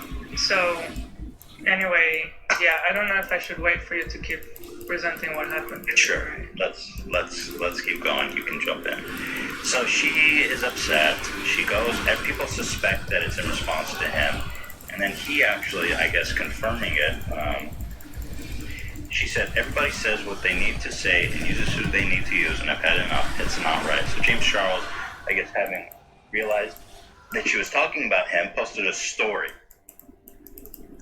I guess she thought that wasn't juicy enough. It was all in the stories. Right, she went to the stories. Yeah. The first right, and Instagram stories, these are impermanent. These are not. This is like the least serious way to address anything. I want to publicly apologize to my close friend Tati. She has been like a mother to me since the first days in this industry and has given me more love, support, and resources and advice than I could ever ask. What do you call when you kill your own child? Infanticide? Infanticide. Infanticide. This is straight up infanticide. This weekend I did an Instagram story for a sleeping vitamin that I've been taking because the brand helped me with security when the crowd around me at Coachella became unsafe. I did not accept any money for the post. As you know, Tati has a vitamin brand I take on a daily basis, but in the moment I did not think about the competition, which was a major oversight. I have supported Tati both online and offline like she has done for me, and I am devastated that I hurt someone that I truly love and have endless respect for. Seems fine. Yeah. I saw people were mad that he didn't mention her company by name. Really? I don't understand why people care that much. Do you not understand that you're all being grifted? Like, she's just selling you vitamins for $40. You can't be so insecure about your company. Like, right. If the product is good, it will perform, you know? Right. And a little tiny shout out would be enough. You don't have to, like, squeeze your friends for, like, hey, the shout out wasn't good enough. It's like a jealous girlfriend who, like, doesn't let you, like, talk to other women ever. You can't talk about that.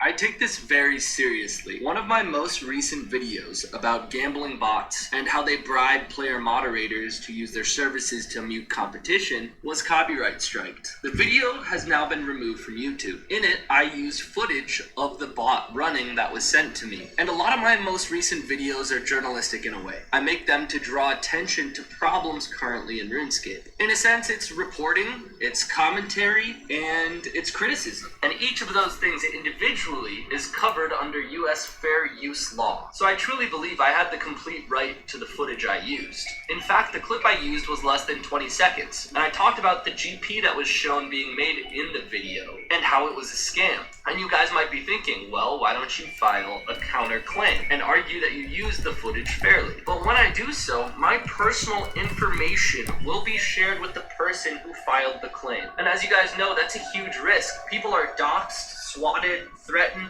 all sorts of things in their personal real lives can be ruined if their personal information gets into the wrong hands, which was really unfortunate. It was one of my most liked videos with over 250,000 views. The purpose of this video is to re-upload the video that got taken down with everything that could have been copyrighted removed. The last thing I want is for the people who make these gambling bots to scam players to be successful in trying to keep all of this stuff under the radar. Leave a like if you support what I'm saying. Oh, and there's one other thing you can do. It's incredibly easy to get these accounts banned. All you have to do is go to the Grand Exchange, hop on a couple worlds until you see one of the accounts advertising gambling services. You can report them for botting, games of chance, and encouraging other people to break the rules. If enough of you guys do this while you casually go to the Grand Exchange, they will be taken out of the game. Anyways guys, here's the video that got taken down with some minor edits.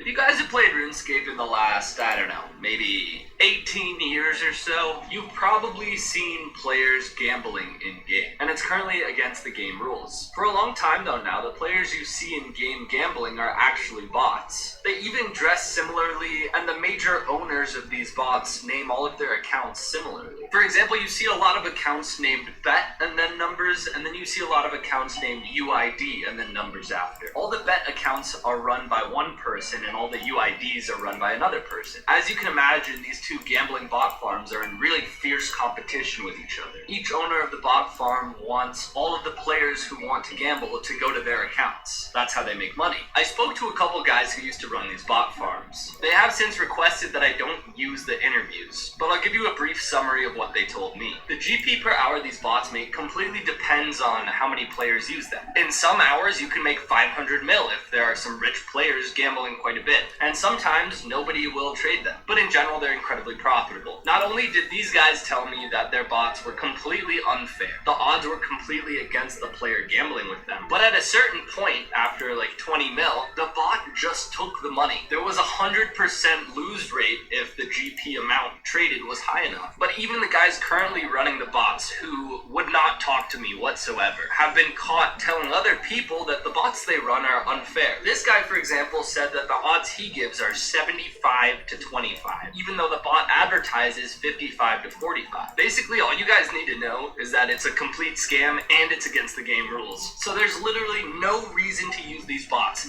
And if you don't use them, they will go away because they won't make any money.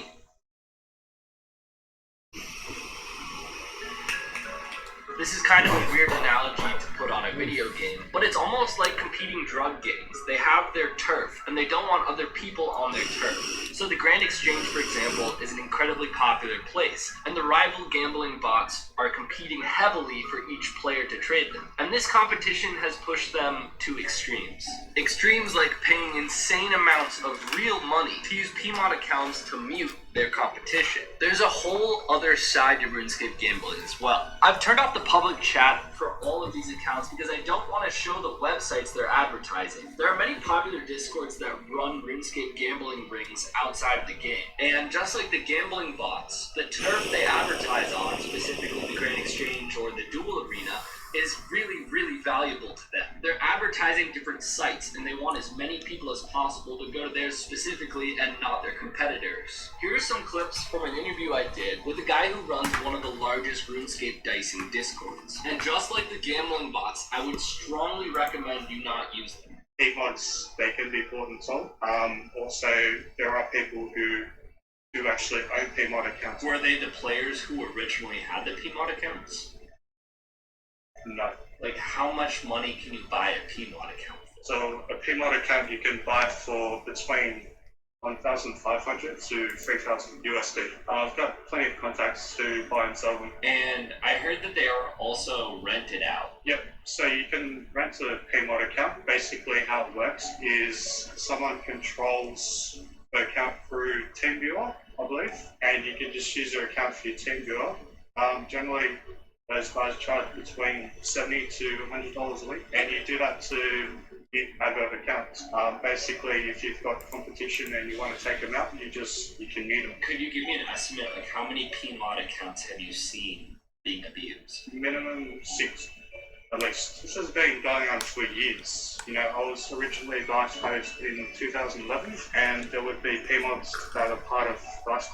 What this guy said when his mic cut out is that there used to be PMods actually in dicing clans. So they weren't just renting out services, they were actually participating in the gambling operation. There's also gold sellers that hire or buy PMod accounts as well. And do you think Jagex knows about it? Well, I actually know people who have lost their PMod status after buying an account. So there are particular ways that they need to actually be able to transfer them. And I know one of the steps is that you've got to tell the JMod leader or whatever it is that you're actually moving countries or you're moving locations. Oh, okay, because Jagex can track where you're logging in. Your IP. So, like, if you're going to be hiring an account, just say for a week or whatever, then that's why you only use it through TeamViewer. So you're still using the same IP. But like I said, it's not just dicing. Other than the post I found online, literally advertising the sale of a PMod account, there are other pieces of evidence I've found through Twitter. People trying to expose this problem. It's incredibly hard to prove it, but this post, for example, shows a screenshot, and it's hard to see, but there are 2 dicing bots in this world. And there's a PMod on the world called Meg Lucy. As you can see, the PMod is in the same world as the gambling bot, and the gambling bot has not been muted. Again, this is anecdotal evidence, and it's hard to prove this kind of thing. Let's say there are 2 gambling bots in the same world, and the PMod mutes one and logs out. Even if someone sees that, the PMod could just say, look, I saw an account breaking the rules and I missed a different one. So it's just about impossible to actually prove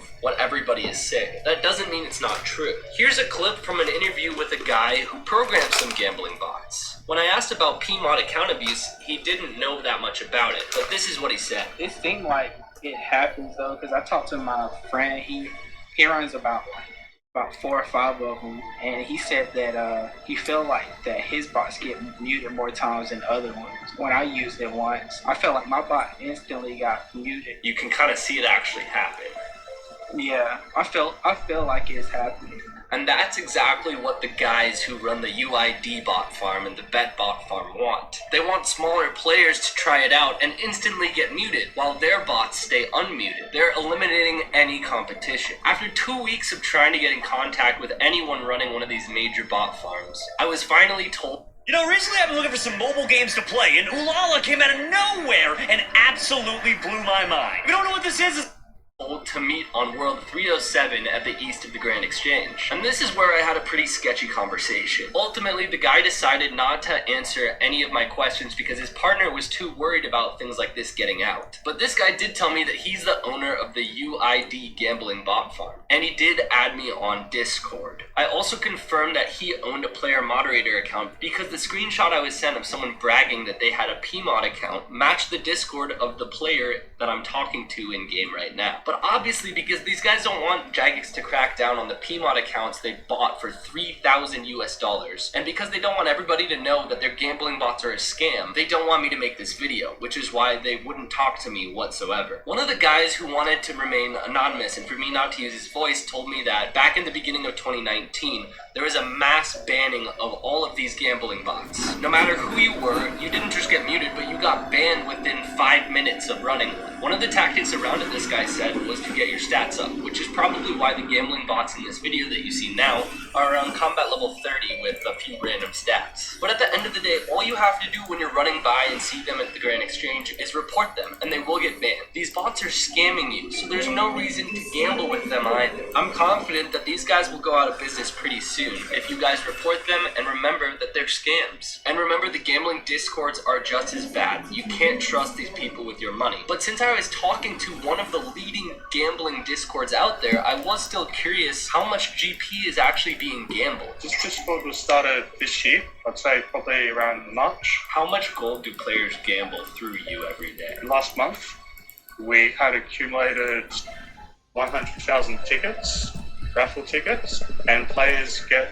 a raffle ticket every time they bet or wager 2 mil. You do the maths, it's 200 mil. And then I asked if this guy feels bad for all the people addicted to gambling who might lose billions worth of GP with him. Well, I mean, yeah, of course, it's, you know, that's the only humane way to feel, but if I'm not doing it, there's going to be someone else who's doing it, and I'd rather people have a chance of having something fair rather than it being rigged. You can never trust someone hosting these things, but even if none of it was rigged, the odds are still stacked against you.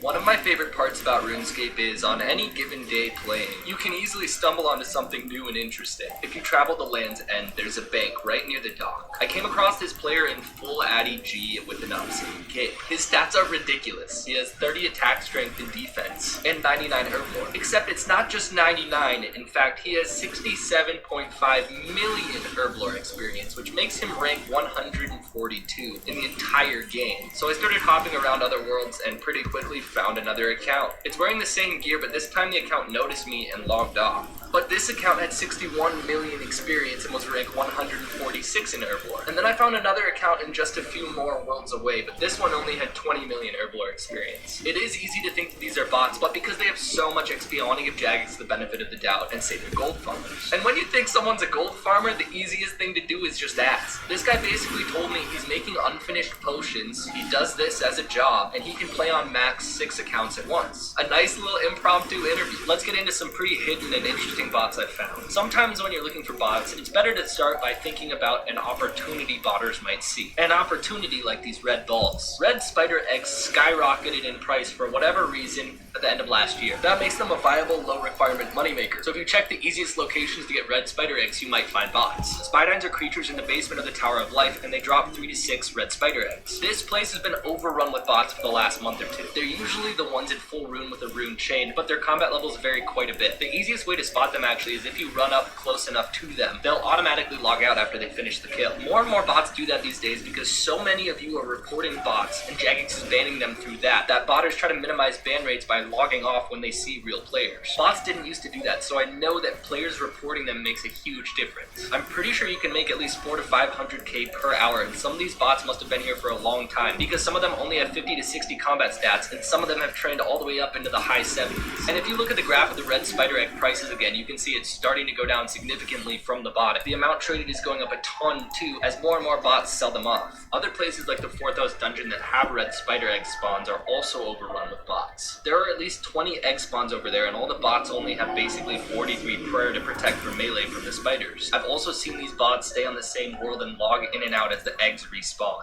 Thanks to AFK Arena for sponsoring today's video for 60 seconds. It's an RPG with idle elements, hence AFK Arena, and a unique art style called Fresco, the Italian Renaissance mural painting style. As a player, you can collect different cool looking hero cards, invest in them by upgrading them, and assemble your lineup. So AFK Arena is celebrating its 1-year anniversary, and to celebrate you can log in and get 50 scrolls for free to summon heroes, available only through April 20th. The celebration also includes a Samurai Showdown crossover. Samurai Showdown is a classic 2D fighting series that has its roots in the arcade halls back in 1993. It's a really classic arcade game, and maybe some audience members have fond memories playing it as a kid. There's also a new hero joining AFK Arena. I'm definitely gonna push. You kept saying you needed a vacation. Whatever your dog brings home, it shouldn't be fleas and ticks. 8 month. Shuristo, Shuristo, Shuristo.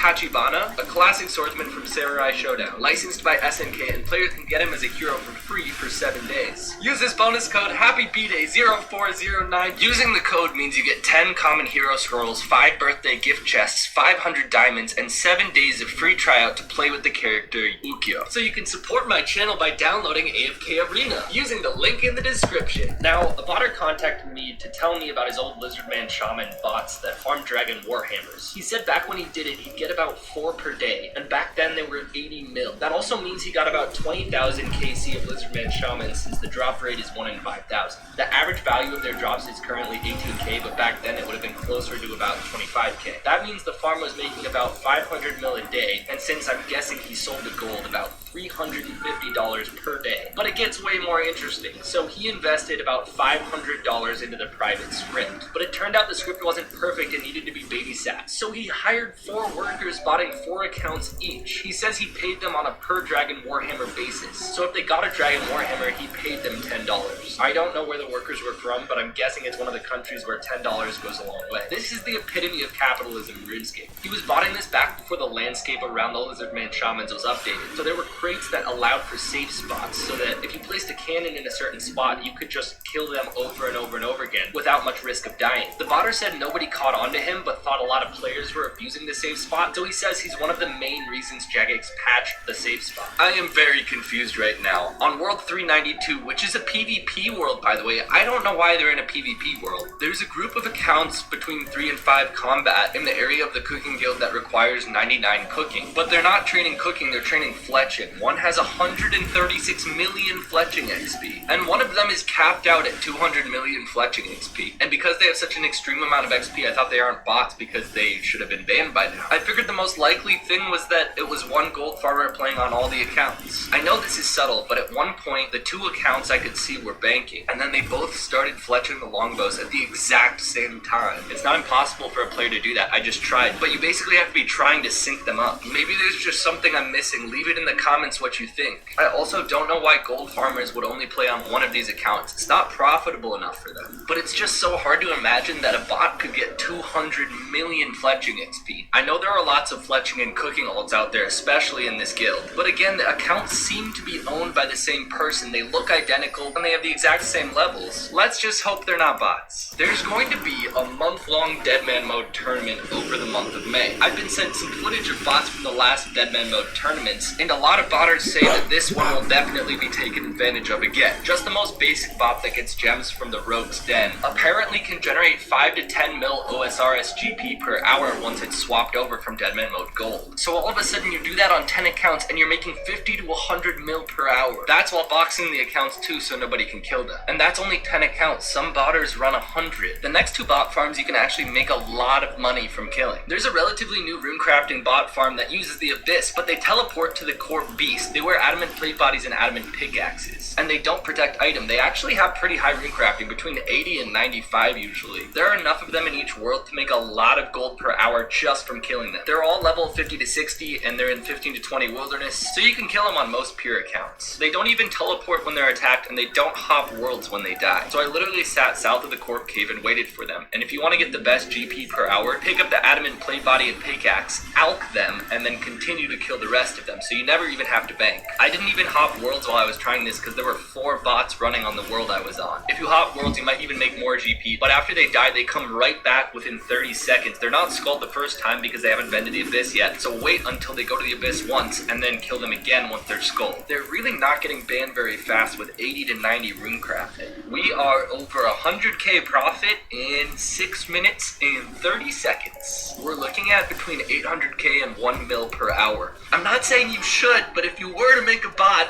it should be a bot that kills these bots. That would be epic. Something suspicious is happening in Last Man Standing. A lot of people don't suspect any funny business, and it's really hard to see here. A lot of players in the competitive games are really good hybrid PKers, and much better than me. They wreck me in these fights. But then all of a sudden they just stop attacking me or eating at all and purposefully die. I've seen some people posting about a lot of their opponents DCing in LMS, and that's not what's happening at all. And it turns out if you freeze these accounts and go under them and switch weapons, their overhead protection pairs switch with the weapons you equip. Obviously when you're standing under them, they shouldn't be able to see what weapon you're equipping. They aren't players using some auto prayer plugin on a third-party client. They are actually hybrid PKing bots. They stop attacking you because after a certain amount of time, you'll get a point even if you don't get any kills in the game. If you die too early in the game, you're awarded 0 points. But if you die after just a couple minutes, you get a point. And LMS points right now are worth a ton. If you buy a Wildy Crab teleport, it's 25k. If you buy Trover Parchment, tournaments is 30k per point. I hope Jagex notices these soon and bans them, but in the meantime, Last Man Standing is a lot more profitable because there are like 3 to 6 bots per game that stop fighting back after a couple minutes. Someone sent me this tip on Twitter, and it's about a super interesting bot farm. Apparently there are bots that go into raids looking for the best raids. That is the most efficient quick raids. They then sell the raids layout to teams for 500k to 3 mil. Teams pay for the efficiency and the chance at breaking a record. Apparently these bots, just from scouting these good raids and selling them, can make up to 50 mil a day. They're pretty easy to spot. They're just the level 3s that run into raids without any stats. If you think a big bot farm has been permanently shut down, like the Master Farmer one in Draenor Village, they've probably just relocated to a less traveled area, like the Master Farmer on Zaya in Hosidius. They were on almost every world. Whoever set them up dressed them all in pink and as females and named them female names, usually starting with the letter V. Veronica, Victoria. Just make sure if you find them to keep reporting them. A couple months ago, I made a pretty dramatic video calling out Jagex about free-to-play botting. Every world had hundreds of bots that would just be replaced as soon as they were banned, trading the resources they collected to a different source, creating an endless cycle of botting and being banned yet still profiting. The number of bots looked terrible to new players testing out the game. On April 2nd though, Jagex made a big brain move. Emotions run really high when ideas like trade restrictions pop up, but Jagex struck a good balance of restricting trade for new free-to-play players without ruining a noob's experience. I'm not going to get into too much detail, but Jagex basically made it impossible for a new player to transfer wealth to someone unless they meet certain requirements like a bunch of quest points, levels, and hours played. I went back to the same locations where I filmed the original video. A lot of the locations had 0 bots. The most popular botting location was the Edgeville Furnace. Instead of 30 bots per world, I counted 3 to 4. Now, there were still a lot of fishing bots on Karamja, but part of the argument is they have to bot the requirements to then be able to sell their goods. The bot detection system will catch the accounts sooner into the process of actually making money, and the botters lose profit that way. Huge shout out to Jagex on this one, and thank you guys for supporting these videos. I think that video definitely pushed Jagex in the right direction, and a lot of that is thanks to you. I've set up a tip-off email in case anyone wants to send me information on cool projects they're doing in RuneScape, weird accounts or bots they find, or even if you just want to say hi. I've gotten a lot of wholesome emails as well. Thanks for watching, and if you're enjoying these videos, definitely subscribe. A huge thanks again to AFK Arena for sponsoring this video. Don't forget to go check out their new awesome content from their crossover event with Samurai Showdown for their 1-year anniversary. If you want to support my channel, remember to go check them out in the description to get all of the awesome upgrades I already discussed.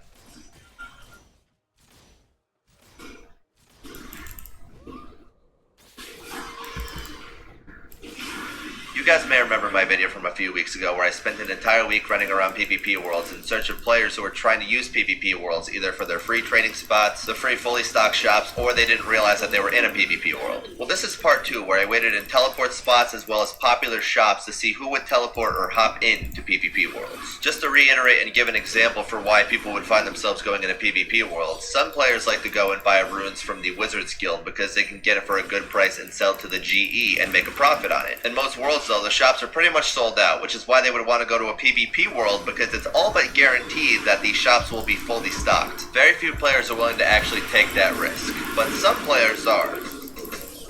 The guy, 64. He's a Furion too. Wizard Tower. Come on. Got him. And cash. He had 1.2 mil, 300 death runes. Since I have to pay constant attention to 4 different clients, I'm going to be using a RuneLite plugin called Player Indicators. I think it's kind of ugly to look at, but without this plugin, I wouldn't be able to see players in plain sight, and that's going to be necessary if I'm going to run 4 accounts doing this. I waited at a myriad of different places, so you are going to see me all around the map for this video.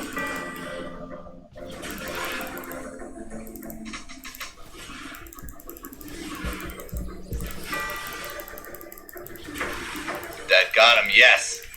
Heck yes, dude. Frickin' got him. Let's see if he actually had cash. I know he was baiting. Yeah, 490k. I know it was just a high risk PK trying to fake like he was buying gloves, but I still got 2.8 mil, so.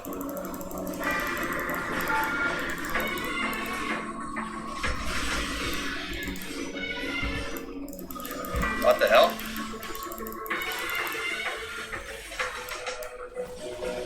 And you got, dude, 2 things happened. I got a whip. What? I should probably move this over a little bit. The screen's a little weird like that. I got a whip? Well, I got 2.7 mil from that. That's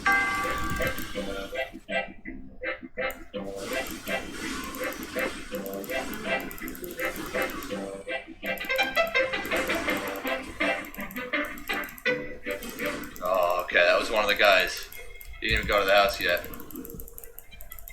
Cash. 50k. Dang it. Oh, law runes though. That's actually pretty good. Like 300k. No, there's a guy at the guild.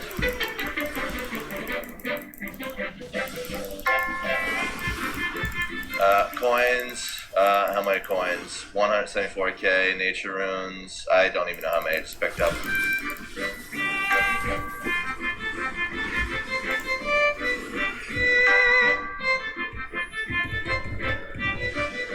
What the heck is this? What is this? This is what I'm going for. I don't even care. This guy's bank.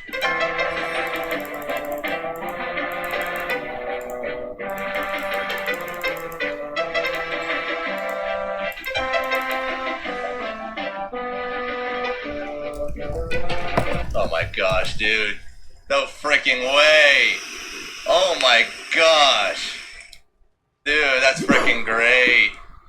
Yes.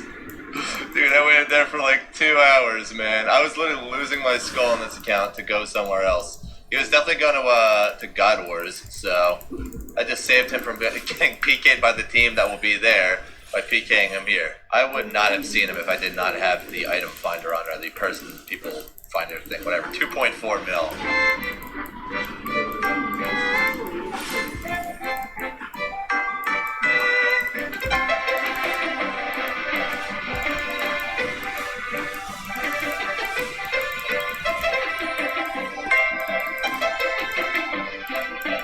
Cash stack, 500k. Yeah, you know what? That's actually something though. Found another guy at the guild, Wizards Guild. I didn't TB, but it doesn't matter. Okay, got another guy. How much? 3.9 mil. 3.9 mil. How much freaking? I see nature runes in there too. Only 100. Yes, there was a lot of battle stabs too. Oh my gosh. Alright, how much is this? 3.9 mil plus 57k. I'm gonna go get the rest too. And an extra 57k, so like 4 mil. I actually found a guy who was doing Vorkath in a PvP world, but I splashed my entangle, so I got away. Perfect.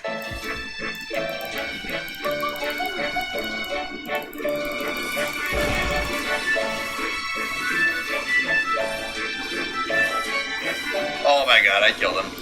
I killed him. I got a staff! I got a staff! Yes! Yes, dude! Oh my gosh. Yes, dude, I knew it. I literally logged in just to freaking kill that guy. I knew I'd freaking get it. 10.4 mil.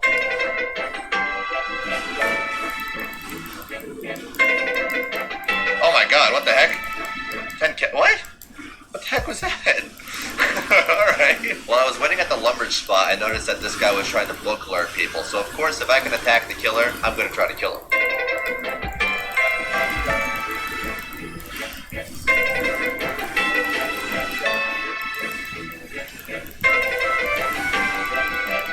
And you got him. And lure down. So I did just kill the lure because he was literally in the middle of a lure, but I also died on this account, so yeah. Well, he didn't really like that, so he came back to try to kill me.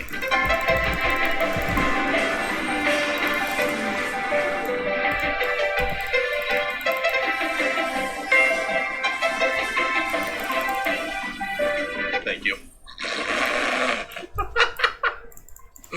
Oh, he's so toxic. I'm gonna perm you. Yeah, it's going well, anybody. This is the guy I've killed so many times before. It's 10.8 mil.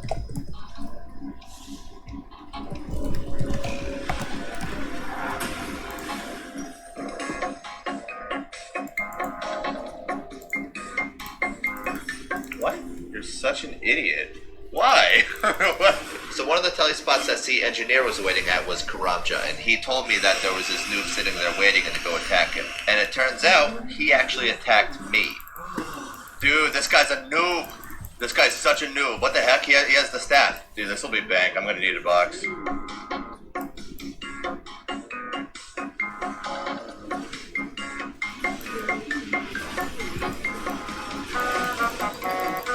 Dead.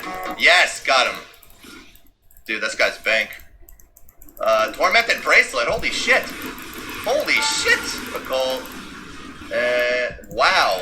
Arums, burnt pages. Dude, what the heck? I really wanted to smite that staff, But yeah, that didn't happen. Then the tome, that's another freaking 1 mil. Literally 25 mil from a random freaking noob.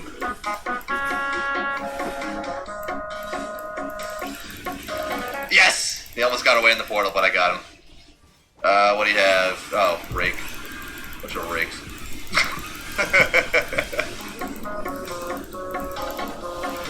This guy, and he logged out. He had attack cape. Wow. And he's gone. There we go. I don't like this ugly thing, but it's the only way I would have even found him. Coins, 448k, nature runes, 200. Oh, he didn't even have that much. Alright. Yeah, I don't like the overlay, but like, it's literally the only way I'm gonna actually find him.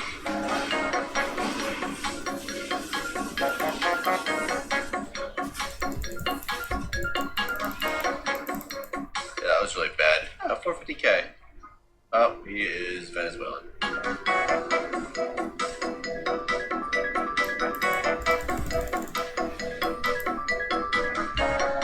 Oh, he's out. Don't tell him. And you're dead. Yep. Good fight. What did he get? Oh, he actually had stuff too. Ring of Wealth is mine. 300k.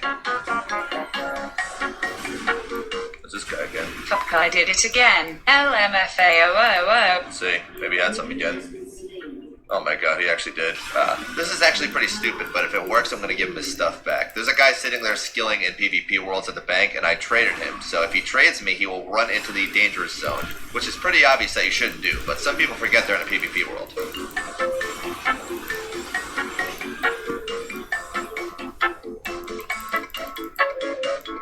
How'd that work?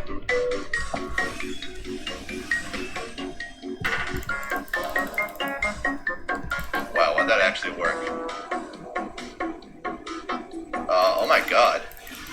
Why'd that actually work? That shouldn't have worked. That shouldn't have worked. Dude, what the heck? I just want to see it work. I don't actually need the loot. I wanted to see if he would do that, so that should just be a lesson to him. Don't do that again. Let that be a little lesson, man. Just don't frickin' fall for that.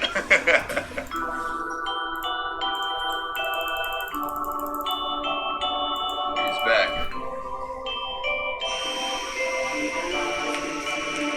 Good fight. Yes.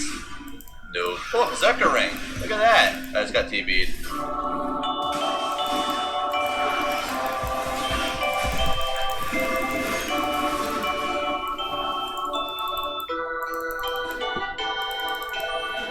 Yes! You're the best, dude.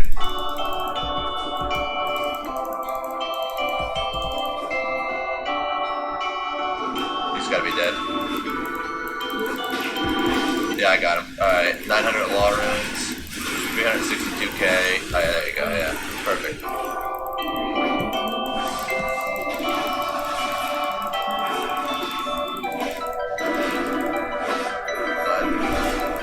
Yes! There we go. Does he have any money or anything?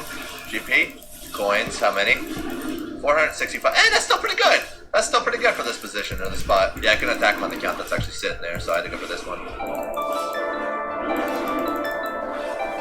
And he's gone. There we go. Dude, again, I don't have enough time to get rid of that. Coins, 372k, nature runes, 300. And you spend literally hours of waiting just for like another 500k. I didn't actually realize it at the time, but that was the second time I got this same guy, and he didn't like that I kept killing him. So he came back for a third time to try to kill me, but I feel like we all know how that one ended.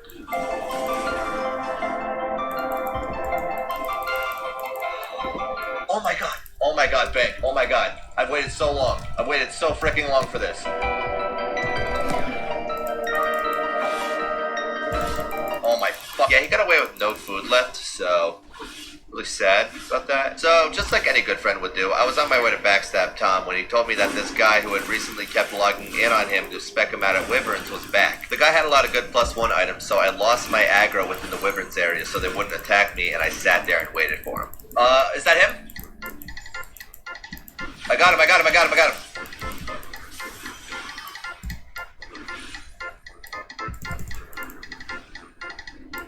Oh my god, I'm gonna get him, I'm gonna get him. Come on.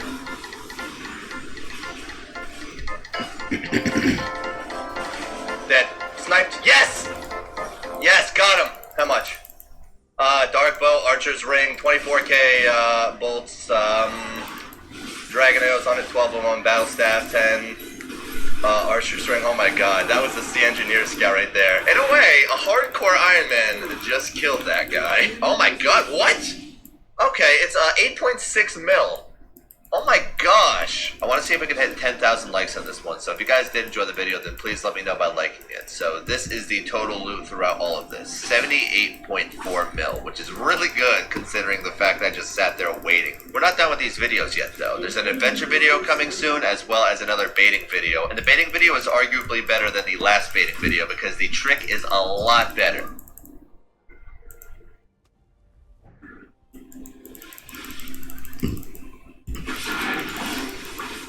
So one of the perks of having the Wilderness Horror Diaries completed is that you have the ability to change the destination that the obelisk sends you to. This means that you can teleport you and anybody else that's in the obelisk to any destination wilderness that you set. So this is how it's gonna go. My friend and I are gonna pretend to be newbie PKers who are just walking around deep wilderness, and when a PKer rushes us, we're gonna run to the portal pretending that we're trying to get away and teleport them to level 50 wilderness. It's there that they're gonna be met by 2 of my accounts and my friend who's ready to PK them.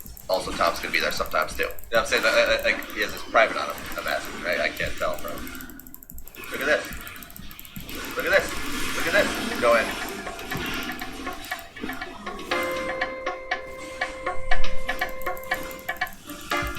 He went in.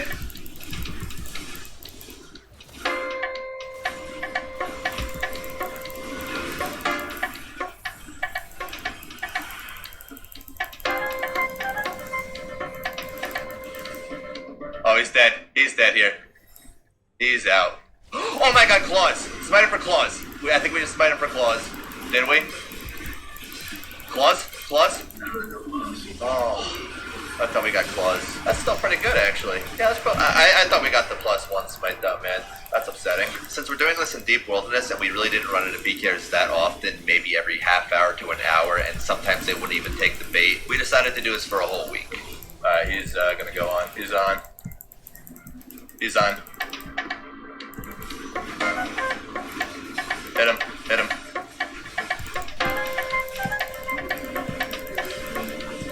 Got him. Nice. We killed him. There we go. Heavy Ballista, Mystic, Arums. Total loot, by the way, was 1.1 mil.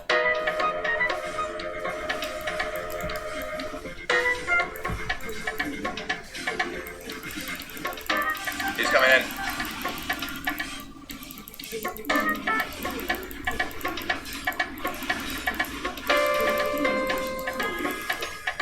Smite it! Smite it! +1? No, fake smite. It was fake smite. Yeah. 494k. There's a guy, and there's a clan. Oh, I died. Wow.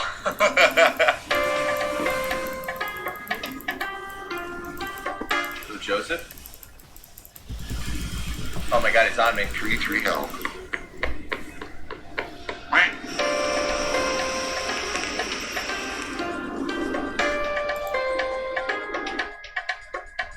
DB, freeze him. Keep going. Alright, frozen.